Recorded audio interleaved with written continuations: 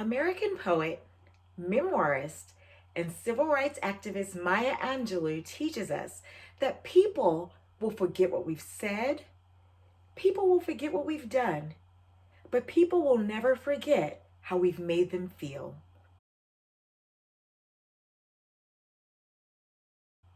When I think about the earliest college professors that I encountered at the University of California at Berkeley and my perception of their perspectives about educating me, I recall often feeling like I wasn't truly seen. And while tolerated, I wasn't always encouraged to feel that my presence and contributions were valued or appreciated. I'll share a brief example. I remember attending a lecture in Dwinell Hall where my professor, a middle-aged white man, stood at the podium to greet our class. First, he commented on the diversity within our class and on campus. Next, he instructed us to look to our left and then look to our right. Finally, he encouraged us to guess which one of every three of us would not have what it takes to actually graduate from the University of California at Berkeley. My excitement about the academic journey that I embarked upon quickly turned to bewilderment as my professor nonchalantly expressed his disdain for affirmative action and quota admissions policies that he attributed to the diverse faces on campus. Through word and deed, that professor and others like him who I encountered during that impressionable period of my educational journey expressed perspectives suggesting that Black and Mexican students at Cal were taking the seats of more appropriate, more well-prepared, or more deserving students. I remember frequent conversations among my Black and Mexican classmates where we overwhelmingly felt that our professors were limited by their own perceptions about who we truly were and how we'd gotten where we'd arrived.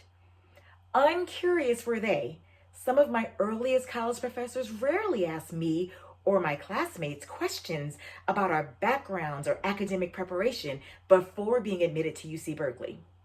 They appeared less open to learning new information because sizing us up told them everything they needed to know.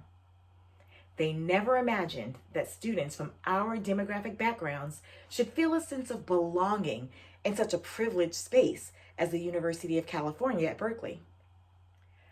My reflection of those type of professors are tempered by contrasting perspectives expressed by professors from the Afro-American Studies and Sociology departments.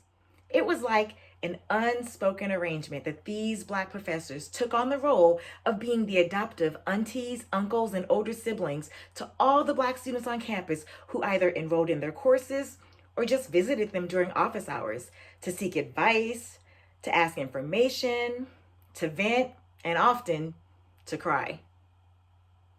Some of them invited us into their homes and their hearts.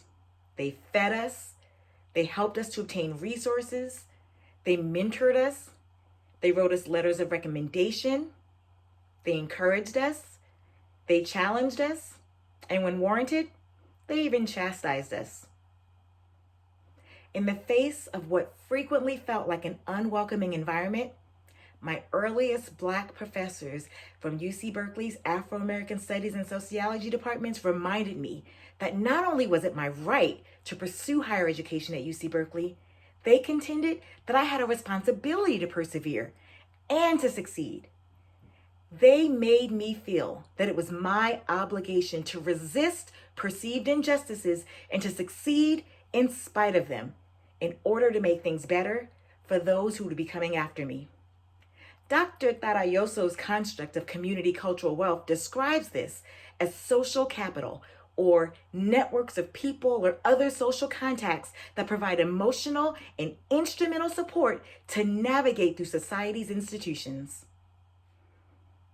These Black faculty, who had themselves experienced much of what I was encountering, consistently echoed the messages and lessons that I received from my family about enacting resistant capital, another form of cultural capital encompassed in Dr. Yoso's construct of community cultural wealth. From my earliest memories, my own mother had taught me about the importance of enacting resistant capital as a Black woman in America. And like my mother, my earliest Black college professors taught me about the importance of enacting resistant capital as a Black student at UC Berkeley. I will always be grateful to those Black UC Berkeley professors and to the staff of the UC Berkeley EOPAA program for helping me to persevere within a system that was not designed for my success, and for helping me to catch glimpses of who and what I could become.